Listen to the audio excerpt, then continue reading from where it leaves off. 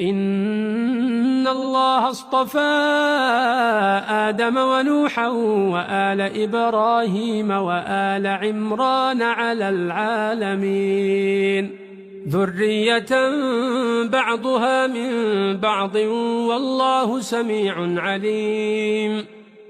إذ قالت امرأة عمران رب إني نذرت لك ما في بطني محررا فتقبل مني إنك أنت السميع العليم.